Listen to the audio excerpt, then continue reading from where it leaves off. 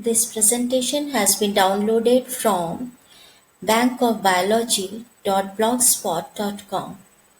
In this video, we will be discussing about inheritance of two genes or dihybrid cross done by Mendel. We studied about monohybrid cross, in which only one pair of contrasting characters was different in the two parents, and we studied the inheritance of only one pair of contrasting character. In dihybrid cross, we will study two pairs of contrasting characters. For example, the Mendel did many crosses, but he crossed pea plant with round and yellow seeds, that means round shape and yellow color. Two characters were taken, shape and color, and another wrinkled and green shaped seeds.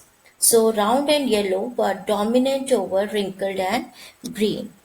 When these two parents were crossed, round and yellow parent, they were having in the diploid form capital R, capital Y, because round and yellow was dominant over wrinkled and green. Small r, small y will be the genotype. The gamete formation for round and yellow will be the only option capital R and capital Y, whereas for wrinkle and green it will be small r and small y. When these are fused, capital R, capital Y, small y, when they are fused together and F1 generation, we obtain capital R, capital Y, small y, all are round and yellow but heterozygous. Since capital R dominates over small r, that means round dominates over wrinkled, and capital Y dominates over Y, that means yellow dominates over green. So on selfing of these heterozygous, the chance of gamete formation, capital R may go with the capital Y. Capital R has the equal chance to go with small y, capital R, small y. Small r has chance with capital Y, and small r has equal chances of gamete small r, small y. When these are put in Punnett square, we find that this is male and this is female, capital R, capital Y, capital R, small r, capital Y, small y. We find that there are total 16 progenies, and out of 16 progenies, 9 progenies were round and yellow. One was wrinkled and green, that means 9 and 10 were parental type, whereas we find round and green, which is a non-parental progeny, as well as wrinkled and yellow, which is also a non-parental progeny. On studying these F2 generation, Mendel found that yellow and green color segregated in 3:1 ratio, and similarly round and wrinkled seed shape also segregated in 3:1 ratio.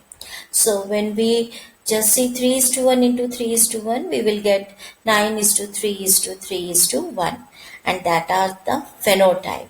So phenotypic ratio of dihybrid cross is 9:3:3:1, whereas the genotype ratio is 1:2:1, 2:4:2, and 1:2:1.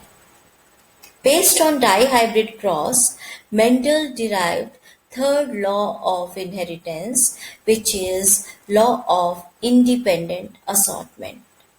According to this law, when more than one pair of characters are involved in a cross, factor pairs independently segregate from the other pair of characters.